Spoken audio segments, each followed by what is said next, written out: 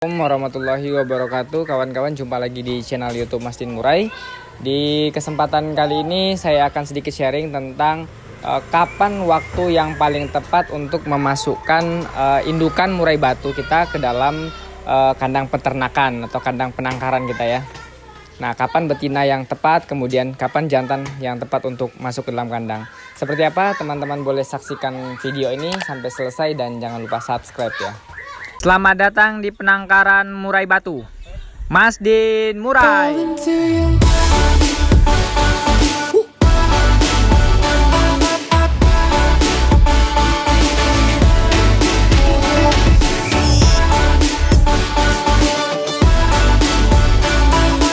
Assalamualaikum warahmatullahi wabarakatuh, teman-teman. Jumpa lagi di channel YouTube Mas Din Murai.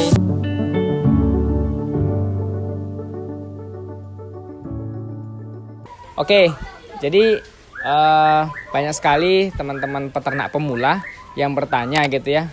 Kadang memasukkan betina ke dalam kandang, tapi kemudian nunggu cukup lama, tapi nggak kunjung produksi gitu. Atau mungkin memasukkan betina, kemudian memasukkan jantan, tapi sering terjadi pembantaian ya, atau artinya nggak jodoh gitu. Nah, kapan sih waktu yang paling tepat gitu ya untuk memasukkan betina ke dalam kandang ternak? Jadi teman-teman perlu perhatikan ya, sebelum memasukkan indukan jantan dan betina ke dalam kandang ternak, sebaiknya teman-teman memasukkan si jantan dulu, betina dulu ya, sorry. Yang pertama memasukkan betina dulu, jangan langsung memasukkan jantannya. Kadang-kadang ada burung murai batu yang kita beli udah jodoh atau sepasang gitu ya, kita jodohkan di luar udah kelihatan seperti akur. Kemudian kita masukkan ke dalam kandang ternak barengan, jantan sama betinanya barengan. Tapi kemudian mereka itu kelahi gitu ya. Si jantan ngejar-ngejar betina, atau misalnya jantannya jadi ngedrop, nggak mau bunyi gitu ya. Kadang jantannya juga yang takut. Nah gitu. Seperti itu disebabkan karena burung ini stres gitu ya, kaget dengan tempat baru yang mereka biasanya mungkin dirawat di kandang harian, di kandang bulat gitu ya. Kemudian tiba-tiba masuk dalam kandang yang cukup besar gitu. Kemudian mereka kaget sehingga ada stres. Nah, ketika burung stres, maka si jantan biasanya akan ngejar si betina, atau kalau enggak si jantan ini yang stres, si jantan nggak mau bunyi sehingga nggak mau kawin gitu ya. Kemudian ada juga misalnya kasus yang betina kita masukkan ke dalam kandang ternak nggak produk-produk sampai beberapa bulan bahkan bertahun-tahun gitu ya. Contoh misalnya kejadian punya saya di sini juga ada yang beberapa kayak gitu karena terlalu lama nggak produk-produk gitu ya. Nah, tapi sih sebenarnya kalau misalnya betina kita betul-betul siapkan di luar kandang ternak, kemudian kita masukkan ke dalam kandang besar seperti ini, itu dia sebenarnya tidak terlalu lama teman-temannya. Biasa sih 1 bulan gitu, atau paling lama 2 bulan. Kadang-kadang ada yang nggak sampai 1 minggu. Begitu kita masukkan ke dalam kandang ternak, betina itu langsung angkut sarang gitu ya. Nah, jadi perlu kita persiapkan betina ini. Jadi umur ya, umur betina yang lepas trotol itu, kalau misalnya lepas trotol kan dia baru 6 bulan gitu teman-teman. 6 bulan itu sebenarnya belum begitu siap gitu ya. Masih dorong ekor. Tapi kita tunggu dulu ketika betina ini berumur 6 bulan ya. Kalau misalnya kita beli dari trotol ya teman-teman. Kalau udah 6 bulan gitu, kita siapkan dulu. Kita mandikan, kita jemurkan, kemudian kita kasih pakan yang bagus gitu ya. Kemudian kita bantu sama vitamin, pemacu birahi. Teman-teman bebas mau menggunakan vitamin apa saja. Kalau saya sendiri sih, untuk vitamin yang saya gunakan, saya pakai yang murah meriah teman-teman, yang simple, yang bisa didapatkan di mana-mana. Teman-teman boleh coba pakai namanya X-Stimulan gitu ya. X-Stimulan itu vitamin ayam sebenarnya, yang buat ayam petelur. Itu aja saya kasih ke burung. Gak apa-apa, ke jantan juga boleh. Itu kan buat memacu birahi gitu ya, untuk memacu birahi si betina untuk segera mau produksi gitu.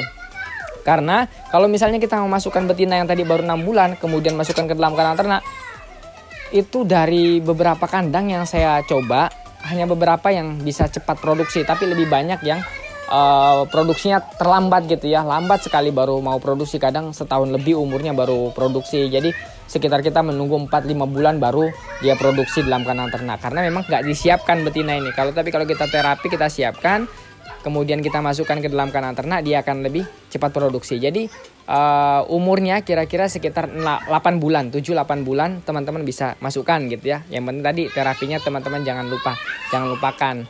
Terus kalau misalnya betina yang udah pernah produksi atau misalnya memang betina yang sudah dewasa teman-teman beli, biasanya kan habis mabung atau mungkin di tempat orang yang teman-teman beli itu nggak keurus. Nah sama saja teman-temannya, terapinya teman-teman cukup mandikan, sering-sering dijemur gitu ya, kalau bisa tiap hari dijemur gitu. Kemudian teman-teman kasih pakan yang bagus, vitamin gitu ya. Karena memang ternyata sinar matahari itu bisa memacu reproduksi dari burung. Itu sih cara ilmiahnya, secara biologisnya saya nggak gitu paham gitu. Kemarin sempat ikut seminar ya tentang tentang unggas hias gitu ya, tentang nutrisi dan pakan. Intinya sih sinar matahari itu bisa membantu untuk memacu birahi dari burung itu. Nah, lanjut teman-teman, setelah betina kita masukkan ke dalam kandang ternak, jangan buru-buru untuk memasukkan jantan ke dalam kandang ternak. Teman-teman boleh memasukkan jantan ke dalam kandang ternak, tapi tetap di dalam kandang harian gitu teman-teman. Teman-teman habis itu masukkan si jantan, jangan langsung dilepas gitu. Tunggu nanti sampai betina mau berbunyi ya. Teman-teman kan tahu ya, ciri-ciri betina yang udah birahi biasanya dia manggil-manggil jantan. Kemudian dia udah mulai matuk-matuk sarang di dalam kandang gitu ya. Nah itu ciri-ciri betina udah siap untuk dibuahi gitu.